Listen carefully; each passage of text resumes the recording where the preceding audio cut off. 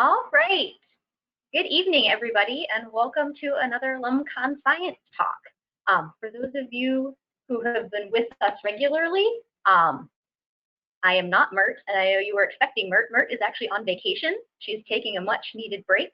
So my name is Becca, and I will be, I just lost the word for it. I will be sitting in Mert's place. So for those of you who maybe have not used this platform before, you can interact with us during the talk using the question box. So to give you a chance to practice using the question box if you would like, I have a couple of jokes. So I tried to find something sort of related to your topic, Tim. Okay. So our first one. Why did the fish cross the sea?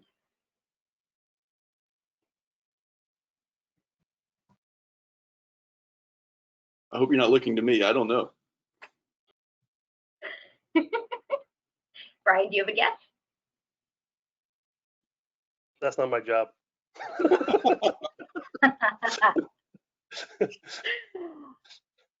All right. So to get to the other tide.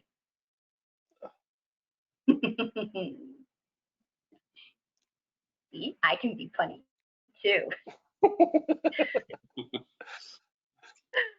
All right, one more. So what do you carry a load of phytoplankton in? So audience, if you have an answer, you can send it in the question box. Any guesses, Tim and Brian? Well, I'm racking my brain. I don't. In a whale barrow. That's not bad.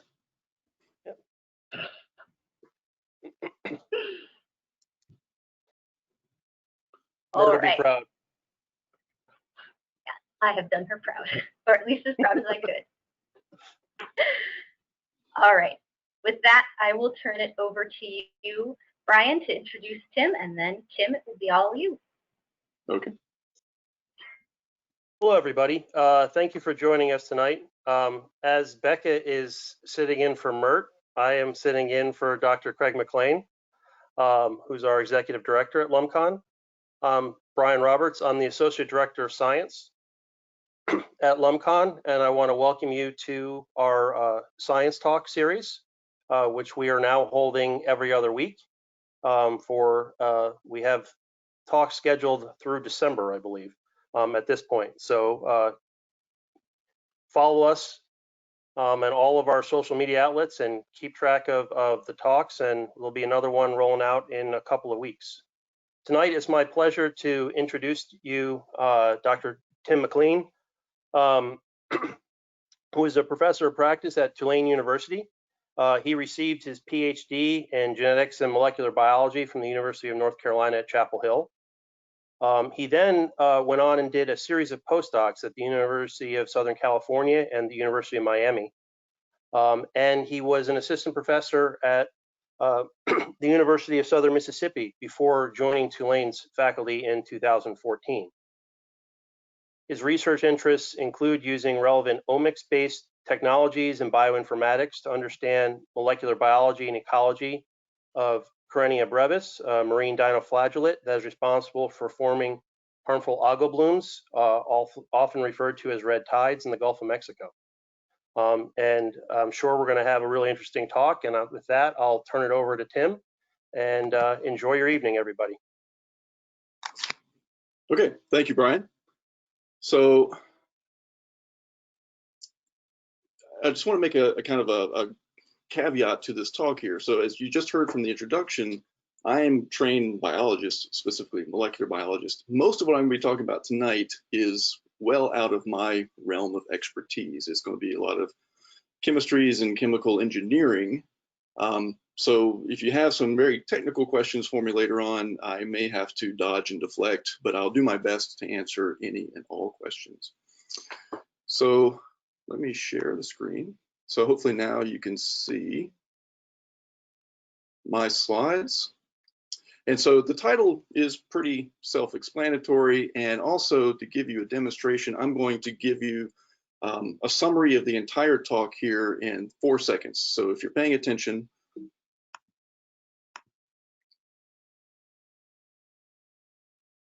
so there you go. Any questions? Thank you. Good night. Now, to be a little more serious, so as I said, this is kind of out of my realm of expertise, and really this whole project is kind of the brainchild of Dr. Vijay John, who is in Tulane's Department of Chemical and Biomedical Engineering. And essentially all of the data that I'm going to show you tonight is really the input in the work of Igor Tzingam, who is a graduate student in Dr. John's laboratory. This idea for this, the reagents that I'm going to talk about were really developed by Dr. John in response to the oil spill that we had several years ago. And then someone suggested to him that this same technology that he's developing could be applied to work against harmful algae. And so he recognized or heard about my interest in harmful algae. And so we started talking, and that's when I kind of got folded into the project. And I've been working to help Igor to grow the cells and to do some of the biological applications. But like I said, a lot of what I'm going to talk about tonight is kind of outside the biology a little bit. So I think it's not important for this particular audience to talk a lot about harmful algal blooms. I suspect many of you are well aware of the problem and the issues, especially here in the Gulf of Mexico. But just to kind of restate the problem that we're trying to address here, you're probably aware that there are many different species of phytoplankton or microalgae that live in the oceans along our shorelines that, under the right conditions, can suddenly start to grow and divide and then accumulate to very high abundance, high concentrations, that if the water is clear enough, we can actually see discoloration, as you see in a couple of the pictures here. And these massive blooms can then slowly work their way along shore, up and down the shorelines. And it's not the accumulation of the cells necessarily that's so detrimental, but the fact that these cells oftentimes are also producing and releasing toxins into the water. And toxins can lead to massive fish mortalities, and even seabirds, marine mammals. You see a picture at the bottom here of a manatee that's unfortunately succumbed to the effects of some of these toxins.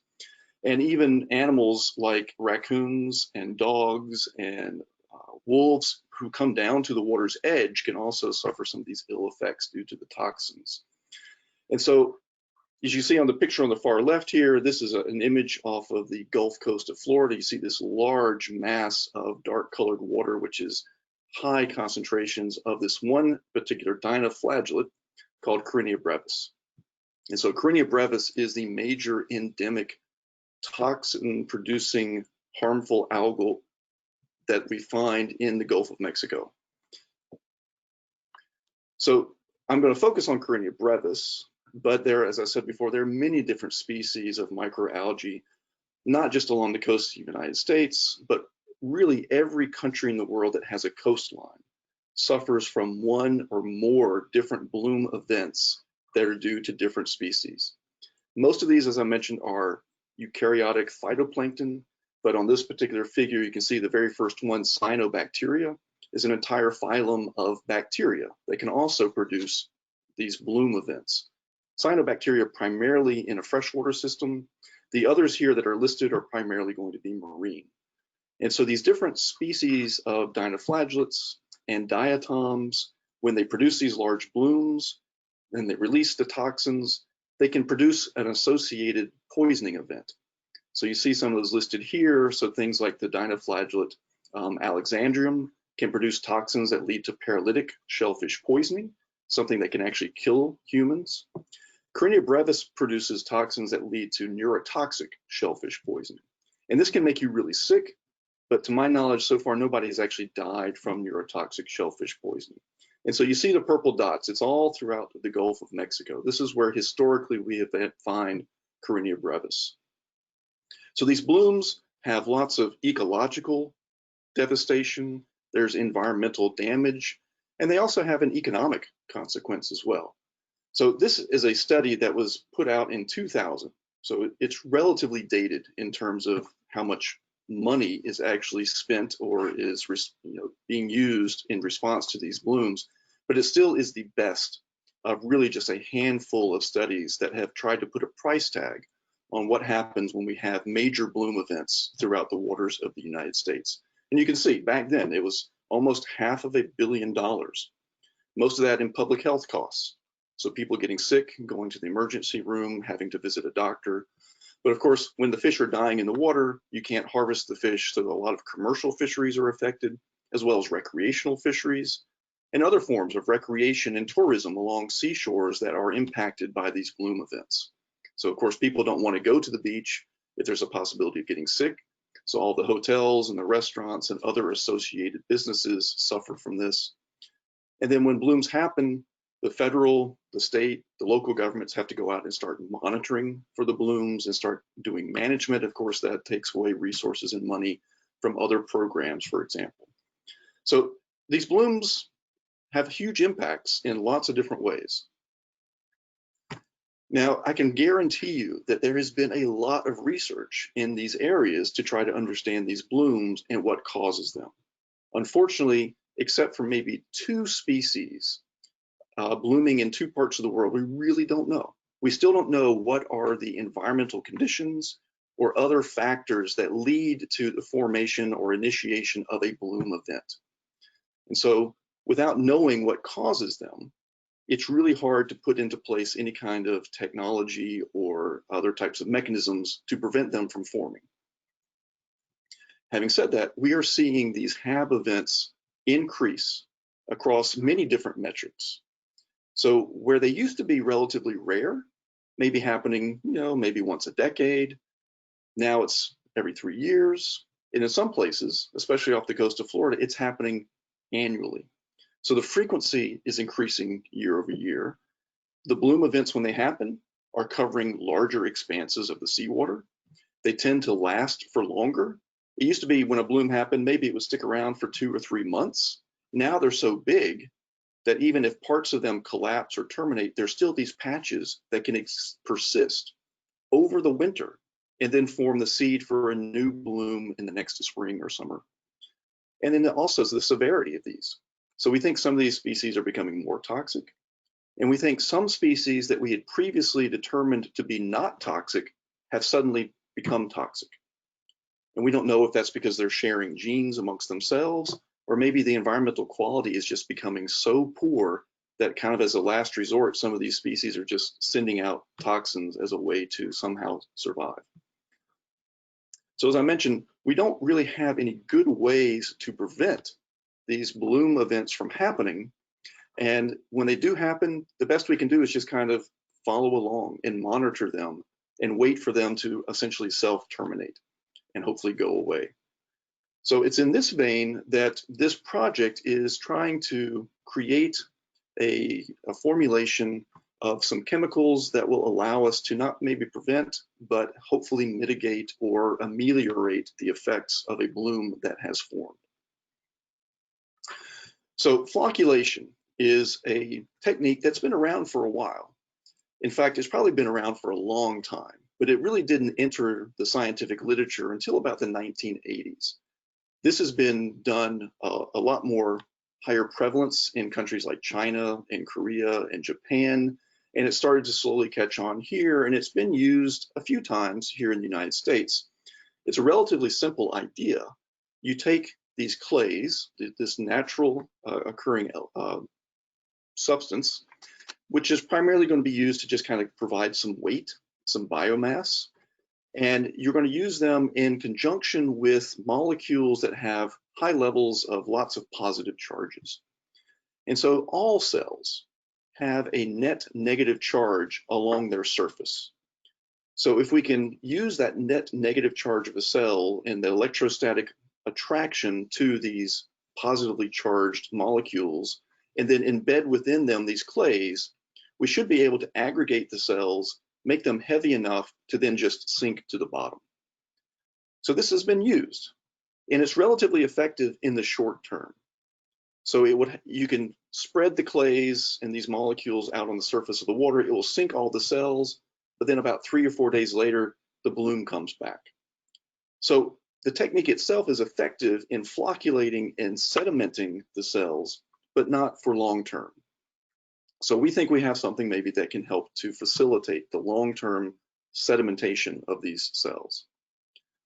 And I'll just mention that from this basic experiment, there have been all kinds of tweaks and modifications to try to improve on this. And one example is to take these clay particles and then coat them with something called polyaluminum chloride, or PAC. And by doing so, you're helping to enhance the ability of these clays to now also interact with the cells.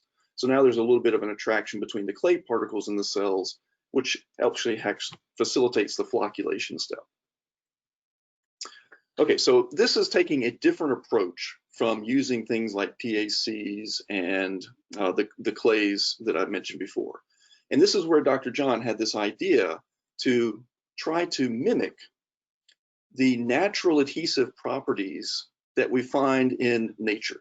So biomimetics just means trying to mimic things that nature has already figured out and does really well. And so if we look at something like a mussel, this type of bivalve likes to really attach to solid surfaces, like the rocks that we would find in the intertidal zone. And because space is a really limiting, important resource for these organisms, they want to attach and not get knocked off by the wave shock that comes in every time that the tide comes in. So they send out these byssal threads, maybe as many as 100 of these byssal threads, which are mostly protein, but also have other things, like they embed little pieces of iron into them to help give them some strength, but they're still very flexible. But at the ends of these threads, they are able to attach or adhere to these solid surfaces really, really tightly. And when you look down and actually understand what is the chemistry that's at the end of these, is these processes, the proteins are modified to have lots of these catechol. And as you see in the picture on the right side here, it's essentially this phenol structure, this 6-sided carbon molecule that has these hydroxyl groups. And these hydroxyl groups are now very available for forming hydrogen bonds to the substances on the rock, for example. And as you probably remember, maybe from chemistry, a single hydrogen bond is not very strong. But when you have thousands and thousands and thousands of these collectively working together, it can be very, very strong. And in fact, there's a whole industry out there trying to develop these super adhesives based on this same type of chemistry. Now, the unfortunate part is doing catechol chemistry is actually kind of difficult. So we're not going to use, or we haven't been using catechols per se, but we've been using something like this. So something that still has this phenolic structure with lots of available hydroxyl groups. So we're using polyphenols. And these will have those available hydroxyl groups for forming all of these hydrogen bonds. And they're very inexpensive and they're natural, right? They're in the environment. So we know that they're not toxic of themselves. So there are lots of different polyphenols we could have chosen from, things like gallic acid. We're using tannic acid. And so you can see this structure. It's a large molecule. And you see the ring structures distributed throughout it. And you see all along the edges of the molecule, lots and lots of hydroxyl groups that are available for making hydrogen bonds. Now, I also want to point out, because of the many ring structures here, that if you were to look at this molecule, it is essentially planar. It exists in just these 2 dimensions. If we were to take it and kind of rotate it so we're looking right on the edge, this would be just essentially 1 atom thick. It is a molecularly thin molecule that exists essentially in just 1 plane. So this is a big molecule just by itself, this tannic acid, but we can make it bigger. And the way we can do that is to add a metal, and specifically we can add iron 3. And so you can see in the blow up of this, we have 3 tannic acid molecules now that are coordinated together to kind of create this triangular structure that's all being mediated by that central iron atom. And so this is what was called the metal phenolic network, or the Npn. So I'll be referring to Npns quite a lot from here on out.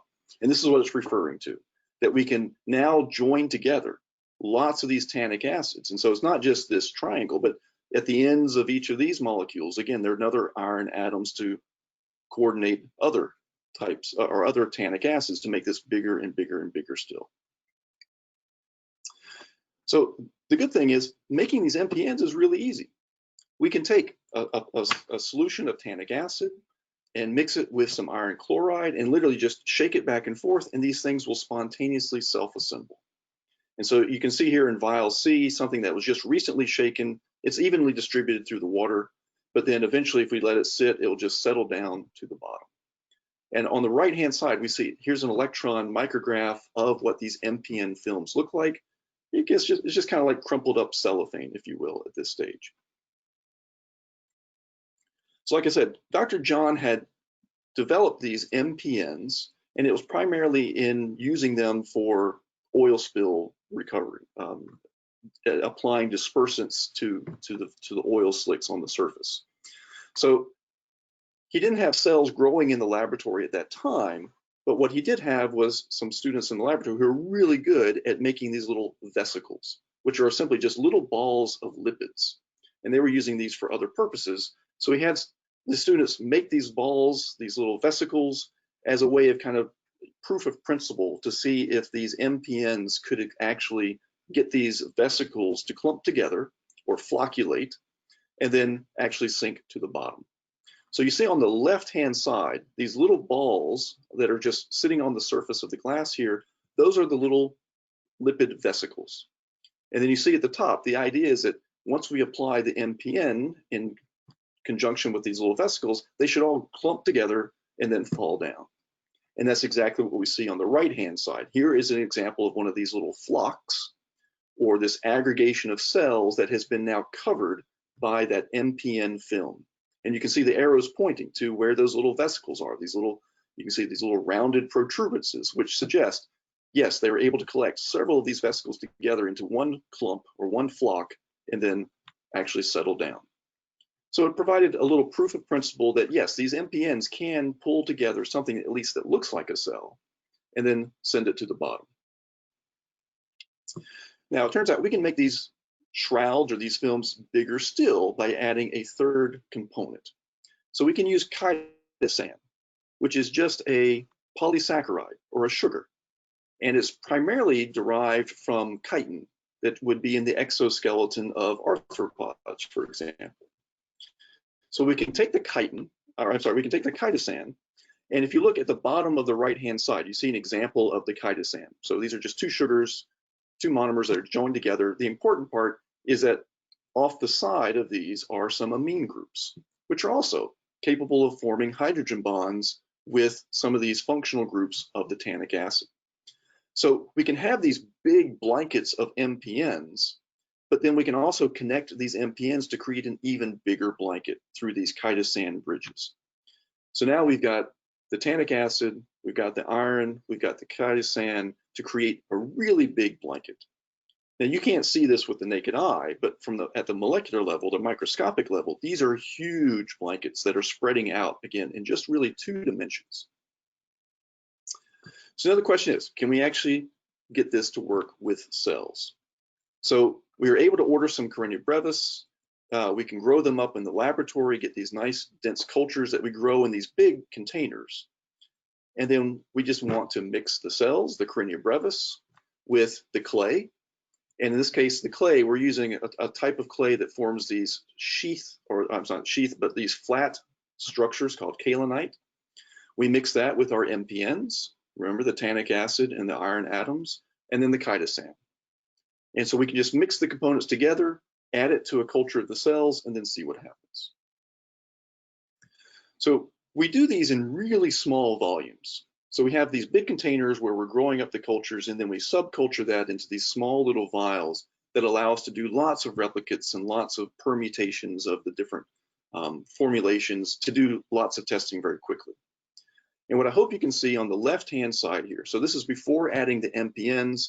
You see the water has kind of a greenish, brownish tint because there's just lots and lots of Carenia brevis cells swimming throughout this little culture. But after we add the Npns and we allowed everything to settle down, I hope you can see the water is much clearer, because as the Npns settle through the water column, they are aggregating and pulling down all of the cells that are swimming around. Now we can actually go in and count the cells both before and after to determine how efficient we are in actually removing the cells from the water column. So you can see this dose response curve where we were adding increasing amounts of NPN, and as we would hope, you can see that there's a pretty good response. We're seeing increased levels of efficiency in actually pulling down cells by adding more NPNs to these vials. Now this was done without Kysan. If we add Kysan, you see we can actually improve the efficiencies by a good amount. But really we just need a little bit of Kysan. If we add twice as much, we kind of get to a point of diminishing returns. It's not quite as effective. And we can see that here in this particular graph. Adding just a little bit of Kysan tremendously increases our efficiency, but we don't get much more benefit by adding more. So 10 milligrams of Kysan is all we need to add to essentially double the efficiency of just the NPNs by themselves, and we can achieve up to 90% clearing through the water column. So clearly there's still some cells around, but we get the vast majority of them to actually settle down to the bottom. Now here's some light micrographs, just looking under a standard light microscope, just to see what the flocs look like. So the cells are being aggregated into these NPN shrouds and then pulled to the bottom. And you can see with the KB cells and just the clay and the NPNs, we get some good sized flocs. If we add the Kysan, then our flocs get really big, right? So we're increasing the size of the flocs and presumably, again, as I showed you in the previous figure, increasing the level of efficiency of making sure we're pulling down more cells. So between this observational data and what we looked at before, it appears that the Kysan is playing an important role. It's helping to bridge between different NPNs to trap more cells and create larger flocs, and that in turn is probably leading to a more efficient removal of the cells throughout the water column. So it does appear to work, at least in our laboratory experiments. Now these are our electron micrographs, really zooming in to look at what these flocs look like. And what you see here, again, are these little blobs kind of underneath or enshrouded by this NPN. And so the size and the shape of these little blobs, correspond to Karenia brevis cells. So we think these are truly cells that are trapped underneath this blanket of NPNs. And what I hope you can kind of appreciate is that these cells aren't just electrostatically bound to a clay and made heavy, but these are actually, this is actually like a drape that is fully covering them and sinking them to the bottom and probably not providing them a lot of opportunities to escape. Now, we've also done this with some other microalgae. So again, we don't anticipate that this will just be specific for Karenia brevis, but maybe more broadly applicable to lots of other algae. So a green algae here, Chlorella vigorous, is a freshwater species, and it grows really easily. So there's nothing harmful about this particular species. It's just something that we could easily grow in the lab just to test whether this would work in a freshwater system. And so again, you can see the before and after. There's lots of the green algae growing in the water, and then after the NPN application, you see most of that sinks down to the bottom. Again, about a 90% removal efficiency. We can look at this under the microscope and see, again, these big flocs. And if we look in on electron microscopy, again, we see the little bulges here of these cells that are trapped underneath this blanket. So the good news is, maybe for things like the cyanobacterial blooms or other freshwater algae, this appears to also be broadly applicable to probably any ecosystem. But again, most of our focus is going to be on Karenia. So proof of principle appears to work. We've got really good flocculation and sedimentation using just the NPNs and the kaolinite. But then we started tweaking, again, some things. We know that the PAC, if you remember before, I told you about the polyaluminum chloride, how it can coat these clay particles, has kind of a long literature or a long history that shows that it's very effective.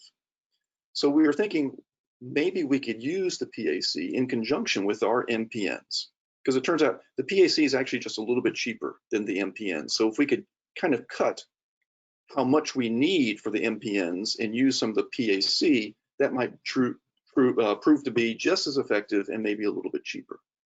And what I'm saying here, the PAC-K, that's the kaolinite. So the PAC is in covering or encapsulating the kaolinite types of clay. So we did some comparisons. So again, looking at removal efficiency, if we have just the cells alone, of course, there are some cells that die or fall out of suspension. Most of them stay suspended. So there's a very low removal from just KB growing in culture. If we add the PAC-coated kaolinite, you can see very effective flocculant, able to remove most of the cells. And that compares favorably to the far right, where we have our Kysan and Npn. So they're very similar in terms of their removal efficiency. If we mix the PAC in the Npn, like we see in the third column, again, there's really not much to improve upon. It does about the same. So it appears to be, equally efficient at sedimenting, but if we actually look at the flocs, then we saw some differences. On the left-hand side are Cariniabrevis cells that have been flocculated just using the PAC kaolinite. And you can see there's some flocs there with some identifiable cells, but if we add just a little bit of Npn, again, we're able to vastly increase the size of the flocs. And if we actually looked at under EM, again, these cells would be fully enshrouded in the Npn, as opposed to just interacting with the clays like we would see with just the PAC.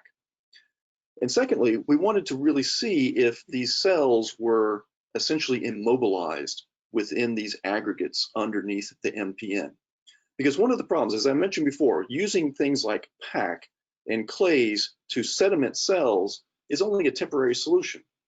We think that the cells may either kind of become dislodged from their interactions with clays, or maybe the cells are growing and dividing, and while one cell is still attached to the clay, maybe the other one floats back up to the surface and reinitiates a bloom.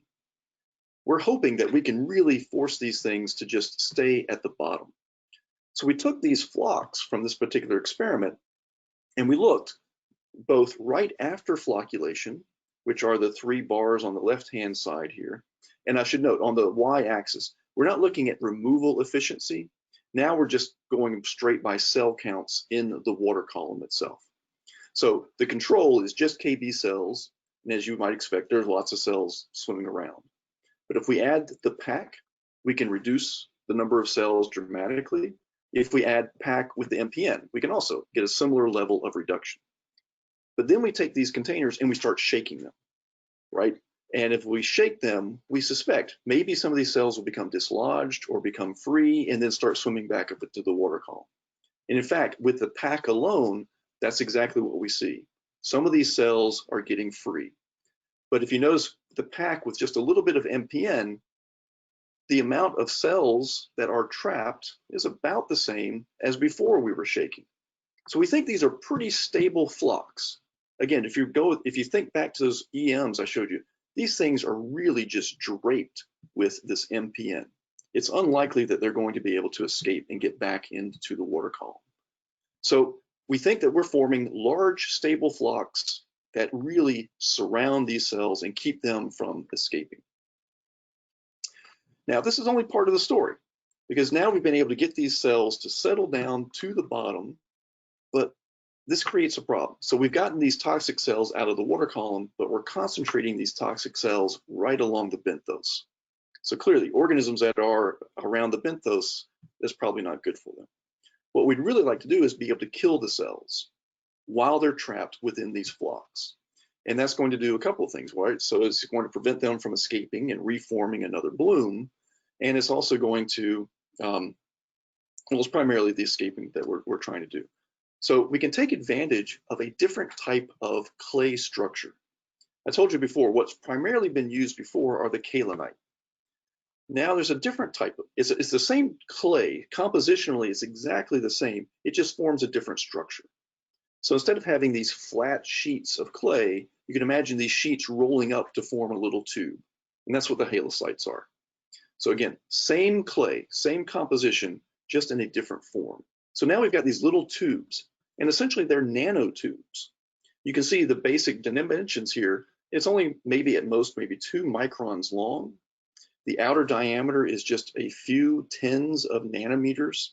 And then the inside diameter, maybe as small as 10 nanometers, maybe slightly bigger. But again, the important part, this is exactly the same clay, just in a slightly different form. And so maybe we can use these to both do two things, to act as a weight to create the sinking effect. But now, because we got these little tubes, maybe we can fill them with stuff. Maybe we can fill them with things like algicide. And so if these halocytes are trapped within the flocs and slowly releasing in a very targeted, localized way, algicide to start killing off the cells while they're still trapped within the flocs. So that sounds nice, but are there actually algicides we can use? So historically, copper sulfate has been a very popular algicide, and that has shown, again, temporary effects. We can dump copper sulfate out into the water and it will kill the algae. And in fact, it kills pretty much everything. It's a very broad spectrum toxic concoction. So it's expensive, it's not specific, and does some, has some environmental consequences. So that's probably not a great one to use. It turns out barley produces some kind of substance that when it leaches out into the water can actually be algicidal. We haven't identified what that substance is. So until that point, we can't really, use barley and stuff barley into these little nanotubes. But what we could use, maybe, there are some reports of bacteria that produce a natural molecule that does kill algae. So maybe we could create like tiny little bioreactors and grow the bacteria inside these tubes. And then either the bacteria slowly grow out or they are leaching out these products that they're making that could kill the algae. And of course, if we could identify what they're making, then we could just isolate that product and fill these little tubes with that. And then it's amazing what you find when you actually read the literature. It turns out tannic acid is actually a very good algicide. So tannic acid, just as freely in solution in the water, can actually kill algae. And hopefully that strikes a memory of yours that realize that's what we used. I would like to say that we knew about this and that's why we picked tannic acid at the beginning, but actually it's just coincidental and interesting. So because we're using tannic acid and tannic acid is an algicide, we wanted to convince ourselves that tannic acid is in fact algicidal against Chlorella brevis. So a very quick experiment where we're just growing cells and then we add different concentrations of solubilized tannic acid, not in the Npn, but just free tannic acid. You can see here in a very dose-dependent way, the more tannic acid we add to the cultures, the less growth we actually get. So it does appear to be algicidal and kill, or at least prevent the growth. It could be acting algistatically, meaning it just doesn't kill it, but it inhibits the growth. So an interesting question is, if tannic acid can inhibit growth, maybe just the tannic acid as part of the Npn can also limit the growth or kill the cells. We haven't tested this directly. And in fact, that's a hard experiment to do because when you mix the tannic acids to create the Npns, they will settle the cells to the bottom. And then if cells start dying, is it because of any algicidal effects, or is it just because of the Npns have completely surrounded and enclosed the cells and prevented them from growing the way that they normally would? So we're not exactly sure yet, but it's an interesting idea that maybe the Npn is just algicidal on its own. So I've given you, here's the basic strategy that we kind of envision.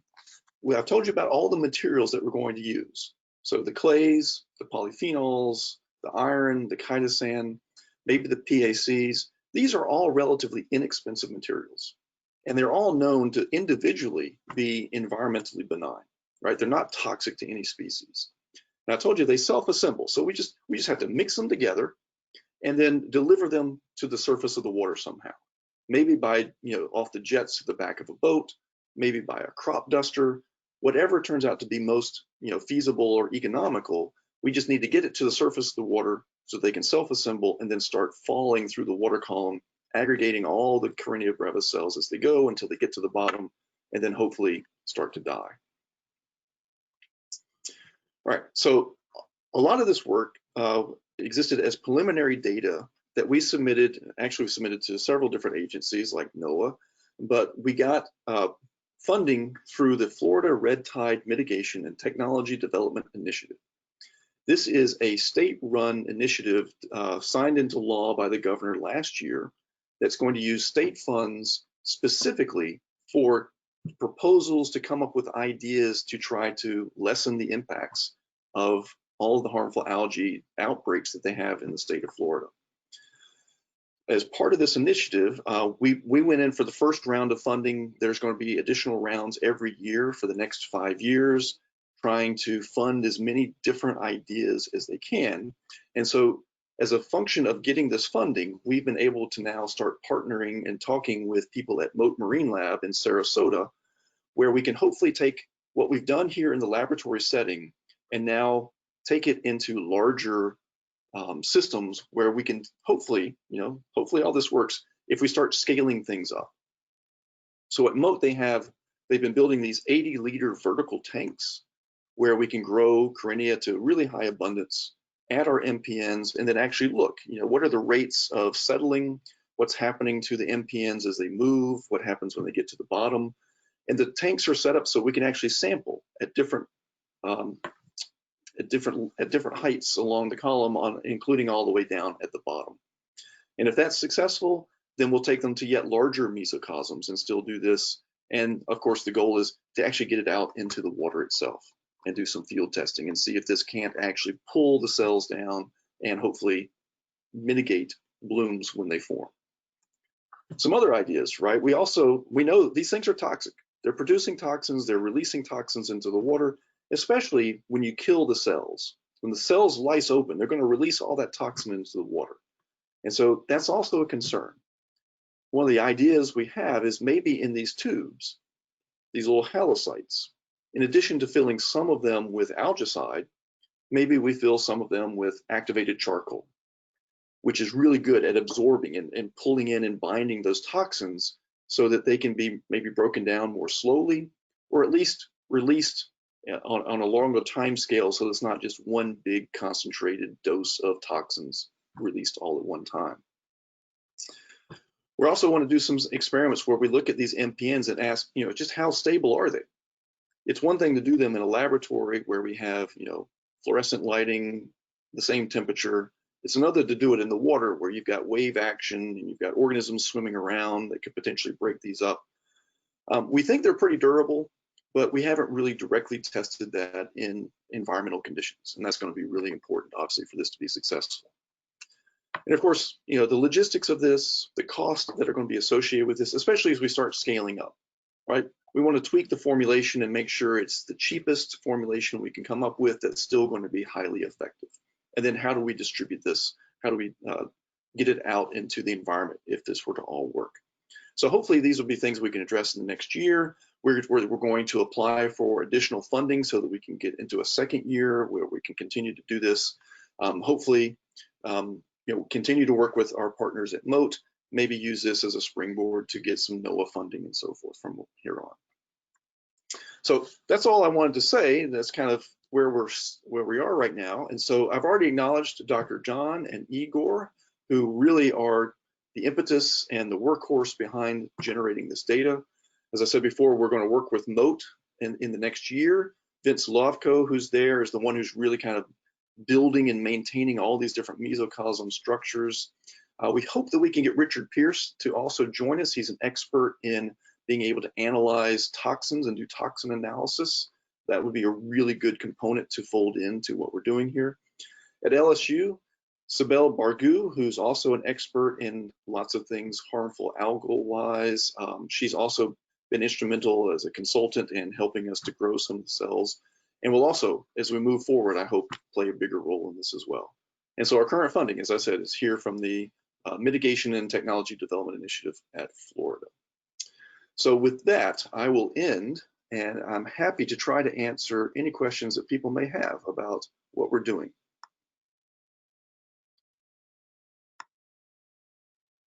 There I am. All right. Thank you, Tim. That was great. So we had a couple questions come in while you were talking. So I will go ahead and read those too while we wait for audience members to type in any more questions that they might have. Okay. All right. So Beth asked, back when you were talking about the Npns and how you were building them, she asked, since iron is their central element, are there concerns about that iron fertilizing phytoplankton growth as the Npns begin to break down? Yes, and in fact, that was one of the very first questions I had when I heard about this iron. So you know, in this audience, you may be familiar that there were some very famous experiments done where you just seeded the ocean with lots and lots of iron, which is in many cases the most critical essential element that many phytoplankton need in order to fix nitrogen and spur lots of growth. And those experiments were so successful and considered to be so controversial that they've since been banned by the United Nations. So yes, there is some concern about just adding iron into the environment. I'm not quite sure about what the concentrations are of the iron that we'll be using, but I think it's well below the types of concentrations that were used in those fertilization experiments.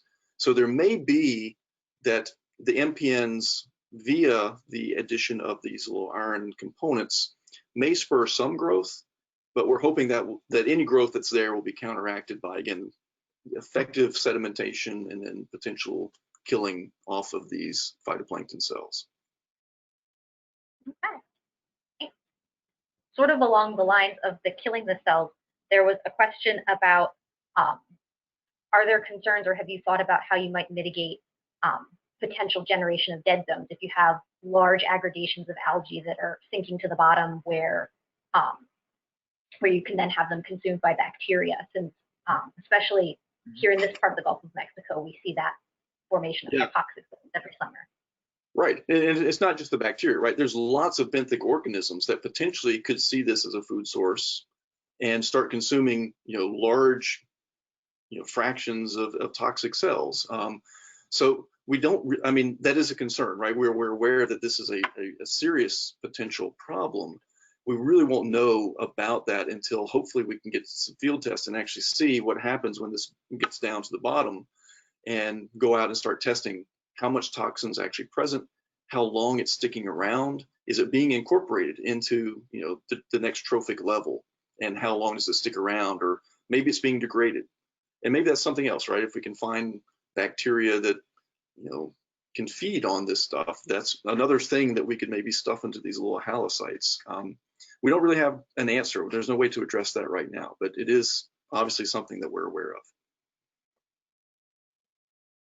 So I was curious when you were talking about filling the halocyte, since I don't have a molecular degree, how do you go about filling those? Because in my head, I'm sitting here, like, I'm imagining, cartoon scientists with tweezers poking things into little microscopic tubes, and I'm sure that's not how that actually works. So now you're getting a little bit out of my comfort zone here, but my understanding is that you can functionalize the surface of these clays so that they'll be more receptive to binding to certain things. And so, especially, whether it's the inside or the outside, it doesn't have to be on the inside, as long as it's just kind of adhering to the clay. But the idea, is conceptually, it's easy to think of just kind of packing the clays. And there's actually a way to pack it and then create little seals on the either end of it that will kind of like a time release capsule, like a medicine, that will kind of slowly degrade. And then once that goes away, then the stuff can come out from the middle and actually be delivered, or seep out of that. But the actual packing mechanism is, I'm not exactly clear how that works. Okay, so I'll just keep imagining my little cartoon scientist with tweezers, filling little clay tubes. Okay. Well, I think that is, oh, here we go. So Arturo was wondering, so although the reasons for the increases in harmful algal blooms is unknown, do you suspect any reasons such as higher water temperatures or pollution? So do you have any guesses as to what might be causing that increase in tabs? So when it really comes down to it, I think we're all aware that it's really primarily driven by increases of nutrients into the water. So excess runoff from agricultural fields, from faulty septic systems, bringing in lots of nitrogen and lots of phosphorus. And certainly the Mississippi River is a huge contributor to that. And we know that a lot of the water that comes out of the Mississippi River tends to move eastward and then come down the Florida shelf. And now you've got all these nutrients. Plus you've got all the sugar farms and the other problems that are going on in Florida, dumping a lot of nutrients. So first it gets into the fresh water and you get all the cyanobacterial blooms, and then all those nutrients get into the coastline, and then you got all those nutrients which are feeding the Carenia brevis. Again, from a scientific standpoint, that seems pretty clear, but if you actually look at the reports, it's not super clear. So there's still a little bit of wiggle room there, and especially when this becomes political, a lot of special interest groups and lobbyists, especially from the sugar farms, will argue that, you know, the science isn't clear on this, you can't blame us, you can't blame the nutrients. And there's a little bit of truth to that. So it becomes hard for us to really know all the different conditions. Probably increased temperatures, yes, like anything, the temperature goes up, metabolism start to rev up a little bit, and things are probably growing a little faster. But they still need the nutrients. They still need those building blocks in order to grow and divide the way that they do.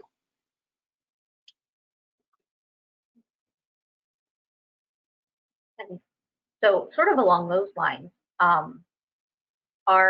I know like different species of algae will sometimes need different nutrients or different ratios of nutrients.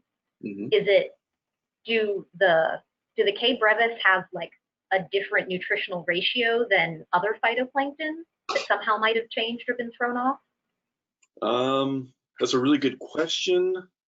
And off the top of my head, I don't remember, or I don't know the answer to that question specifically.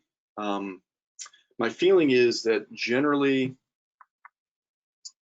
the microalgae are pretty consistent in terms of their ratios of carbon to nitrogen, phosphorus. I may be wrong in that, but I don't know specifically for Carenia brevis how that relates to the others.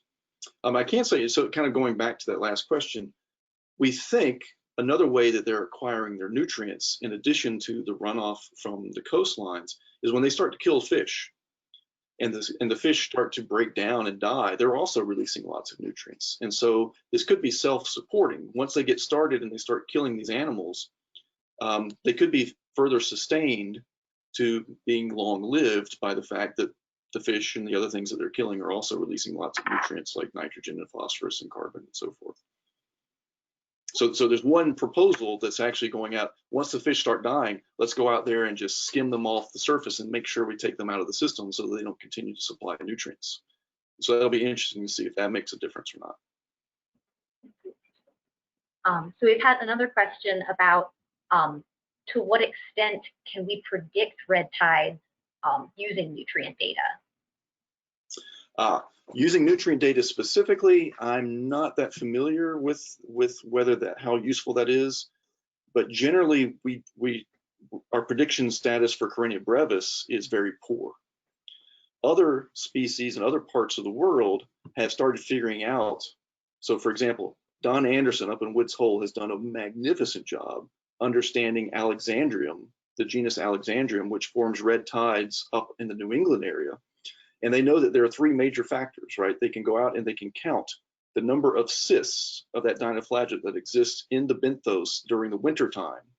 And if there's a high concentration of cysts in conjunction with heavy rainfall, bringing nutrients into the water, and a northwesterly or a northwestern storm to blow the cells offshore onto inshore, you're guaranteed to have a bloom that particular spring. And they've modeled that and they've done a great job. They can predict very accurately if there's going to be a spring bloom by looking at their winter data. We don't have that type of model here in the Gulf of Mexico. So again, a lot of times we're just kind of waiting to see if it happens. And then when it happens, all we can do is just kind of follow its progress and hopefully it disappears at some point.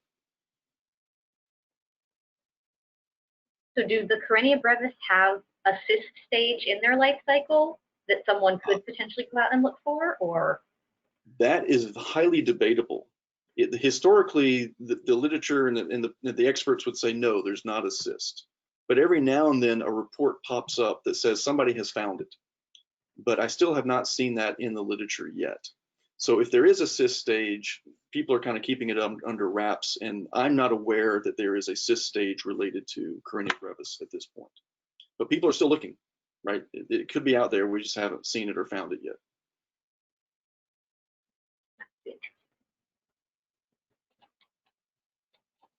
All right.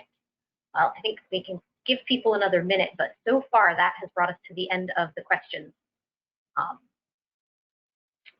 So I will keep an eye on that in case another question pops up. But thank you so much, Tim, for being here tonight. This has been, Well, it was my pleasure. Yeah. This has been fun and Glad very people informative. So for those of you who are still with us, I know Brian mentioned it, but I will plug us again. Remember, not next week, but the week after, we will have another science talk. So more information will go out about that on our website and on our social media when we get closer to that date. So stick around. And if this is the 10th talk that you have attended, then we will hopefully get your Pelican Challenge coin out to you soon. If this is your first time coming, once you have attended 10 of our LumCon Science talks, we will send you a RV Pelican Challenge coin as a thank you for coming out and supporting us and supporting our scientists who are out there doing amazing work. There may be a slight delay in the RV Pelican Challenge coins being sent out in the next couple of weeks since Mert is on vacation, but we will do our best to get those out as fast as we can. So I think with that, we'll say good night. So thank you so much, Tim. Thank you. My pleasure. And have a good evening, everybody.